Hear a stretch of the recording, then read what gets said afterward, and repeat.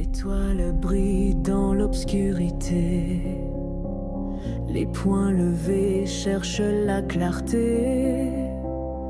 Sous les bottes du pouvoir troublé, le feu des cœurs ne peut s'éroder.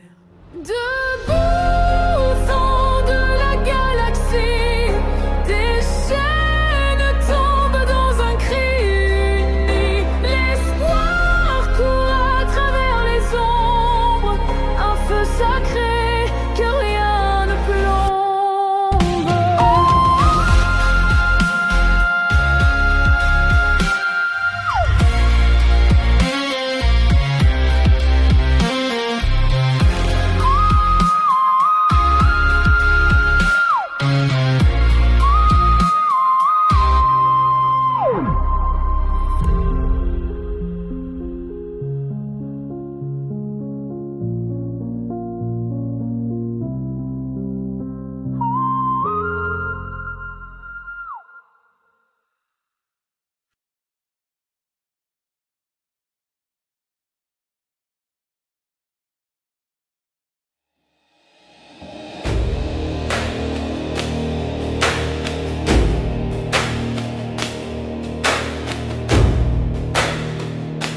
Comme je l'avais pressenti, des navettes de la main noire arrivèrent bientôt sur les lieux, avec à leur bord le chef tant redouté de leur organisation, Cassius Clay.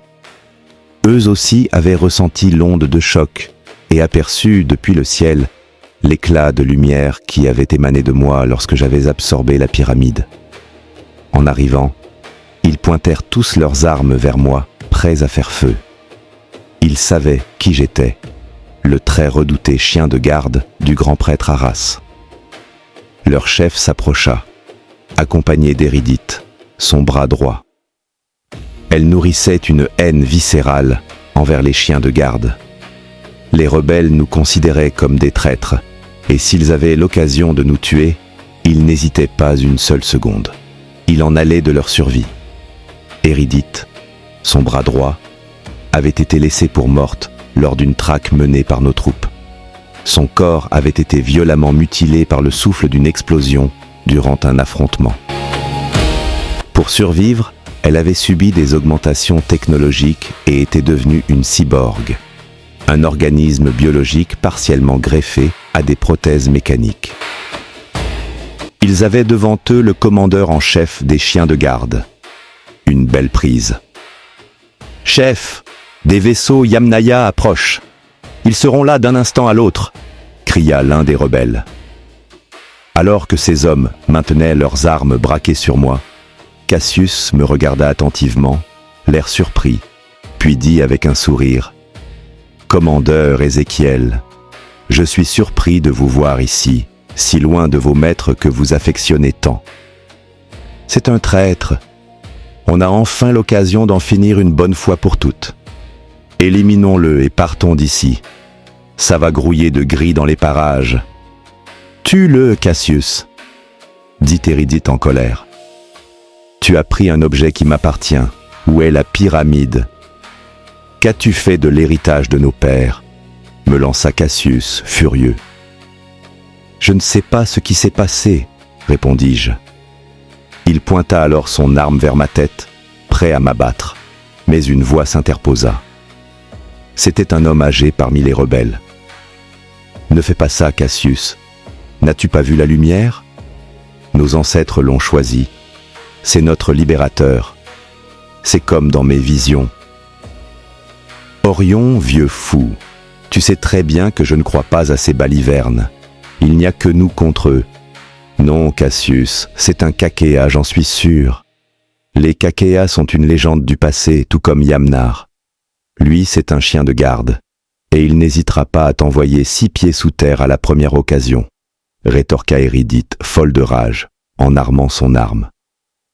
C'est quoi un Kakéa? J'ai entendu une voix. À peine avais-je posé la question qu'Éryditte, toujours folle de rage, ouvrit le feu.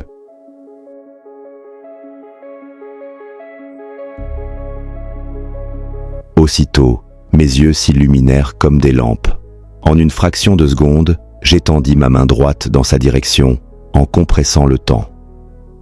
Son arme explosa entre ses mains et elle fut projetée en arrière. Dans le même mouvement, je déviai le projectile. Les rebelles de la main noire, pris de panique, reculèrent. Sans comprendre ce que je faisais, je m'approchai d'Hérédith, à terre, toute tremblante de peur, et lui tendis la main. Hésitante, elle la saisit, et à ce moment précis, une partie de la lumière en moi pénétra en elle.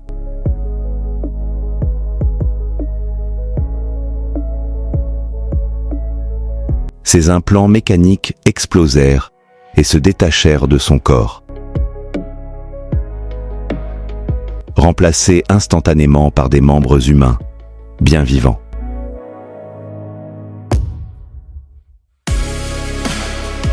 Une fois cela accompli, je repris mes esprits, sans vraiment comprendre ce qui venait de se passer.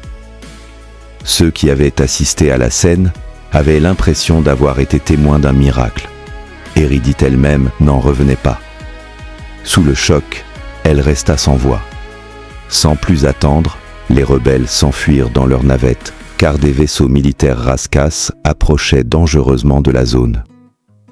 Je ne le savais pas encore, mais ce que j'avais accompli en ce jour allait changer à jamais l'ordre établi sur Genesis.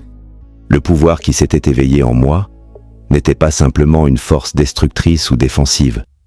Il semblait être lié à quelque chose de bien plus ancien. Une mémoire oubliée, une source sacrée. Ce n'était pas un hasard si la pyramide m'avait choisi. Le nom que l'artefact m'avait donné, Guinia, résonnait encore dans mon esprit, comme un écho lointain d'une époque révolue.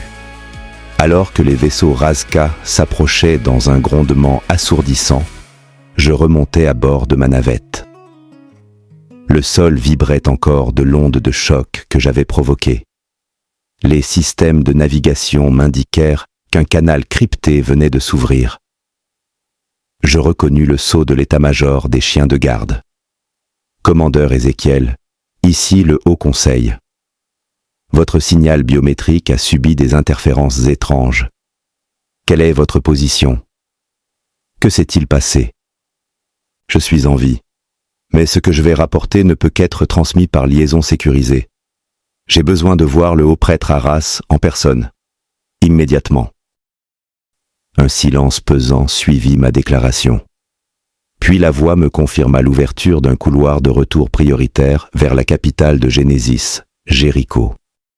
En vol, je ne cessais de penser à la transformation d'Hérédith. C'était comme si j'avais réécrit son destin. Est-ce que cela voulait dire que je pouvais réparer d'autres choses brisées, d'autres êtres, d'autres vérités? Mais à quel prix? Car au fond de moi, je sentais aussi quelque chose de plus sombre, une tension croissante, l'éveil d'une force ancienne qui ne serait pas sans conséquence. Je venais d'enfreindre les règles des Yamnaya. J'avais absorbé un artefact interdit. Et surtout, j'avais vu l'impensable. La reine Yana et le pape Rastapek, révélés dans leur ignominie. J'étais à la croisée des chemins, mais plus je m'approchais de la vérité, plus je devenais un danger, pour eux comme pour moi-même. J'avais envoyé un écho dans l'univers, un écho qui allait bouleverser à jamais la confédération des 13 planètes. Les fils de Wei étaient de retour dans la partie, et avec eux, la fin de tous leurs mensonges.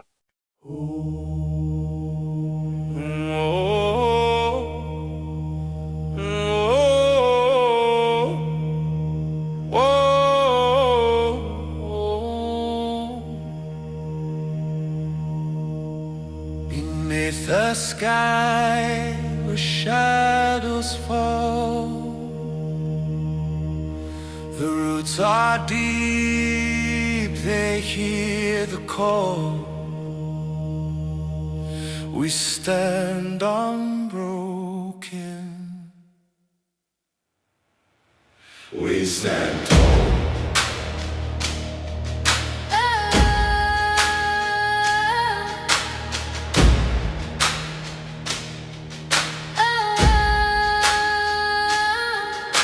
A fire burns where silence grew. The earth remembers so do you.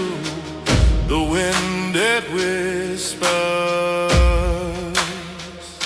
something true.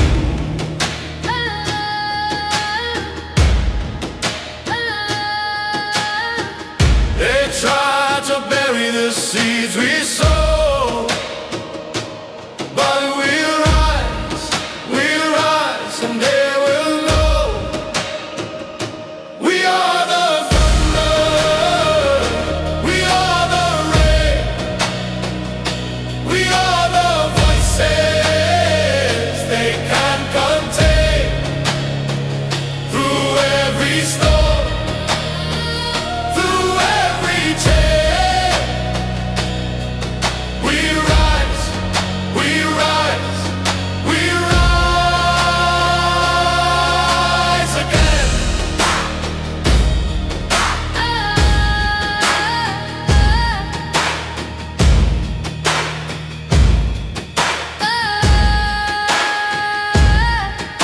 The trees they shiver, the rivers cry, the mountains watch as time goes by.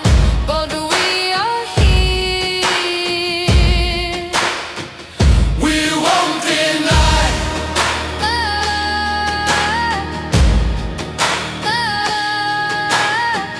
The drums of courage beat tonight. The stars bear